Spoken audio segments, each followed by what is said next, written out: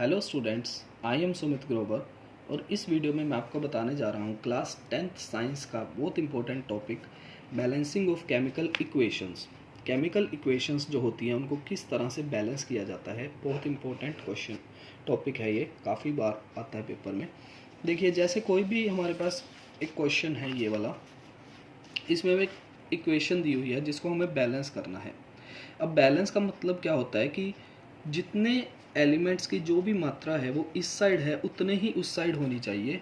This is according to the law of conservation of mass कि दोनों side जो elements जितनी मात्रा में यहाँ है उतनी मात्रा में वहाँ भी होना चाहिए, तभी वो इक्वेशन को बैलेंस माना जाता है। जो इस साइड वाले कंपाउंड्स हैं इनको हम रिएक्टेंट्स लिखते हैं और जो इस साइड वाले हैं इन्हें हम लिखते हैं प्रोडक्ट्स। ये क्या होते हैं? प्रोडक्ट्स होते हैं। और ये क्या होते हैं?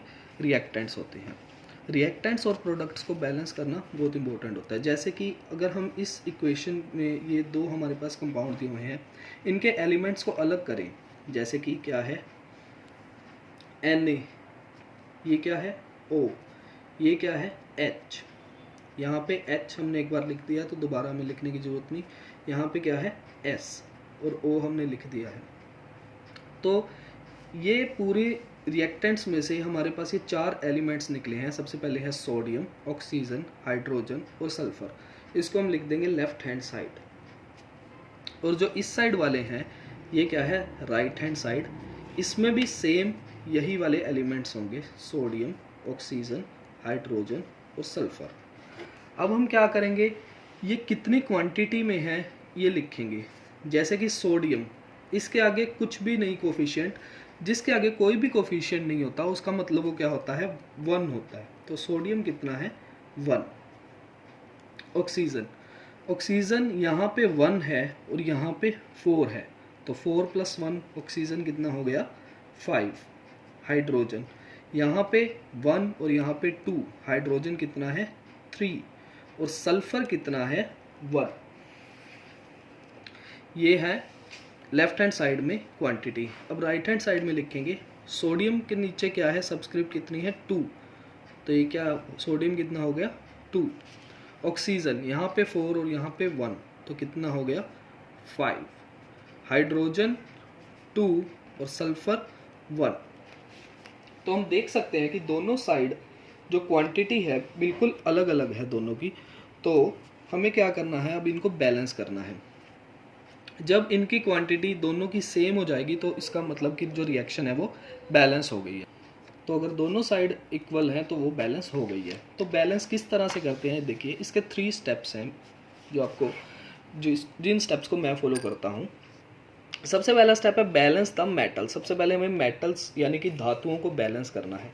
सेकंड है नॉन मेटल्स, उनको बैलेंस करना है जो भी अधातु हैं। और सबसे लास्ट में हमें हाइड्रोजन और ऑक्सीजन को बैलेंस करना है। हमें ये सिर्फ 3 स्टेप्स फॉलो करने हैं और हम देखेंगे कि हमारी रिएक्शन अपने आप बैलेंस होने लग जाएगी।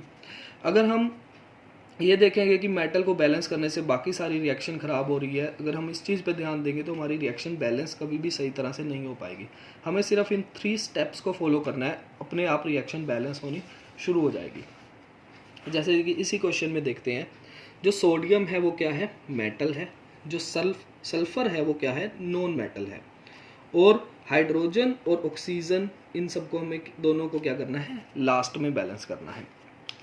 किस तरह से बैलेंस करेंगे? सबसे पहले हम इसी रिएक्शन को लिख लेते हैं एक बार दोबारा, H2SO4 Na2SO4 प्लस H2O। देखिए सोडियम यहाँ पे इसकी क्वांटिटी है 1, यहाँ पे इसकी क्वांटिटी है 2। तो हम क्या करेंगे, सिंपली इसके आगे कोफिशिएंट 2 लगा देंगे, यानी 2 से मल्टीप्लाई कर देंगे। अब हमने जब इसके आगे 2 लगाया तो इसका मतलब ये नहीं कि सिर्फ 2 Na से ही मल्टीप्लाई होगा। हमने मैथ में पढ़ा होगा, जब हम किसी भी चीज़ के आगे 2 लगाते हैं तो उसकी मल्टीप्लिकेशन उस सब के साथ होती है। तो Na क्या हो जाएगा? 2 हो जाएगा। साथ में ऑक्सीजन जो पहले 5 था अब 4 और 2 6 हो गया। हाइड्रोजन जो पहले 3 था अब 2 और 2 4 हो गया। तो हमें ये नहीं देखना कि बाकी सारे भी रिएक्शंस जो एलिमेंट्स हैं उनकी वैल्यू भी चेंज हो रही है, हमें सिर्फ अपने स्टेप्स को फॉलो करना है। तो हमने क्या किया, सोडियम मेटल यानी सोडियम को कर दिया बैलेंस। अब सेकंड स्टेप है नॉन मेटल। नॉन मेटल यानी सल्फर। सल्फर पहले से ही बैलेंस्ड है, यहाँ पे भी 1 है, यहाँ पे भी 1 है। अब लास्ट में हमें क्या करना है, हाइड्रोजन और ऑक्सीजन को बैलेंस करना है।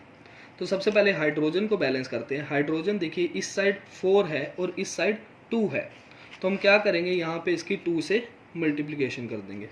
तो जैसे हमने 2 से मल्टीप्लाई की, 2 और 2 हाइड्रोजन कितना हो गया, यहाँ पे भी 4 हो गया। लेकिन इसकी 2 से मल्टीप्लाई करते ही जो ऑक्सीजन की वैल्यू पहले 5 थी, अब क्या हो गई 6। तो हम देख सकते हैं 2 6 4 1, 2 6 4 1, दोनों साइड जो एलिमेंट्स है वो बराबर हो गए। तो हमारी रिएक्शन क्या हो गई, यहाँ पे बैलेंस्ड हो गई। और ये जो आया ये हमारा क्या आ गया है, आंसर।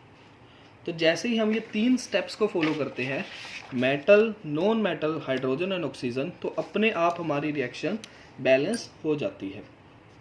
इसके बाद हम सेकंड एग्जांपल देखते हैं। NaCl plus AgNO3 give rise to AgCl plus NaNO3। तो ये थोड़ा मैं जल्दी करवाता हूँ, left hand side, right hand side.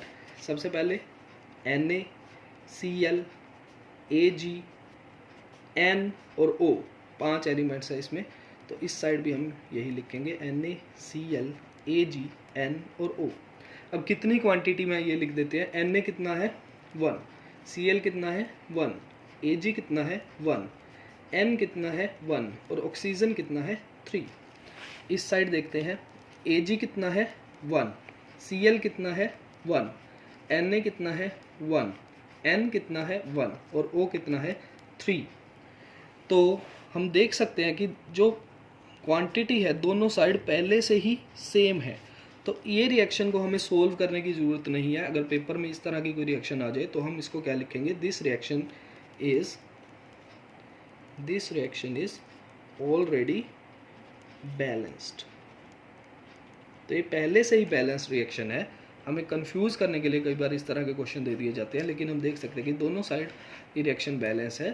तो यही जो क्वेश्चन है, यही इसका क्या हो जाएगा, आंसर हो जाएगा। इसके बाद हम थर्ड क्वेश्चन देखते हैं। ये थोड़ा सा कॉम्प्लिकेटेड है, आप समझने की कोशिश कीजिए ध्यान से। सबसे पहले देखिए, हम इसी रिएक्शन को लिख देते हैं दोबारा, HNO3 plus CaOH2 give rise to CaNO3 2 plus H2O। अब लिखेंगे लेफ्ट हैंड साइड और right hand side. Left hand side में क्या है, हाइड्रोजन है, नाइट्रोजन है, ऑक्सीजन है, कैल्शियम है। और सेम ही राइट हैंड साइड में भी होते हैं, जैसे कि आपको पता है। इनकी क्वांटिटी क्या है, हाइड्रोजन 1 और 2 3, नाइट्रोजन 1, ऑक्सीजन 3 और 2 5। जब भी ब्रैकेट के बाहर 2 लगा हुआ है तो इसकी मल्टीप्लाई H से भी हो रही है और O से भी हो रही है, और 3 ये इसके साथ जुड़े हुए थे, तो क्या होगा 5। और कैल्शियम कितना है 1।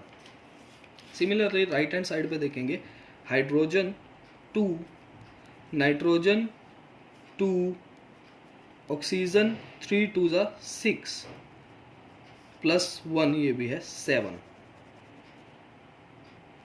और कैल्शियम 1। तो 3 1 5 1 और 2 2 7 1 ये इनकी क्वांटिटी है। तो हम देख सकते हैं कि रिएक्शन बैलेंस्ड नहीं है। तो हम कैसे बैलेंस करेंगे, वही 3 आसान से स्टेप्स जो मैंने आपको पहले बताए थे, balance the metals, balance the non metal, balance hydrogen and oxygen. सबसे पहले देखेंगे मेटल क्या है। इसमें मेटल सिर्फ एक है, कैल्शियम। नॉन मेटल क्या है, नाइट्रोजन नॉन मेटल है। ये मेटल है, नॉन मेटल। और हाइड्रोजन और ऑक्सीजन को आप सबको पता है कि हमें सबसे लास्ट में ही बैलेंस करना होता है। कैल्शियम ऑलरेडी बैलेंस है तो उस पर टिक कर देंगे, बैलेंस्ड है ये। नॉन मेटल नाइट्रोजन, यहाँ पे 1 है, यहाँ पे 2 है, इस साइड 2 है, इस साइड 1 है, तो यहाँ पे हम क्या करेंगे, इसकी 2 से मल्टीप्लिकेशन कर देंगे। नाइट्रोजन की 2 से मल्टीप्लाई होती है, नाइट्रोजन तो 2 हो गया, लेकिन साथ ही उसने सबकी क्वांटिटी को बढ़ा दिया। जो हाइड्रोजन पहले 3 था, अब 2 2 4 हो गया, और ऑक्सीजन 3 2 6 एंड 2 8 हो गया। ठीक है, तो हमने नॉन मेटल वाला स्टेप भी कंप्लीट कर दिया। अब हमें क्या करना है, हाइड्रोजन और ऑक्सीजन को बैलेंस करना है। तो सबसे पहले हाइड्रोजन की यहाँ पे वैल्यू 4 है, यहाँ पे 2 है, तो हम क्या करेंगे, हाइड्रोजन के आगे 2 लगा देंगे, जिससे इसकी वैल्यू क्या हो जाएगी 4। तो जैसे ही हाइड्रोजन की वैल्यू 4 हुई, साथ में ऑक्सीजन की वैल्यू बढ़ के क्या होगी, 3 2 6 एंड 2 8, तो 4 2 8 1, तो ये रिएक्शन क्या हो गई है, बैलेंस्ड हो गई है। जैसे ही हम अपने 3 स्टेप कंप्लीट करते हैं, मेटल, नॉन मेटल, हाइड्रोजन और ऑक्सीजन, हमारी रिएक्शन आप देख सकते हैं कि बैलेंस हो जाती है। तो ये जो आया, ये हमारा क्या आया है, आंसर आया है। तो आई होप आप समझ गए होंगे कि किस तरह से केमिकल इक्वेशंस को बैलेंस किया जाता है।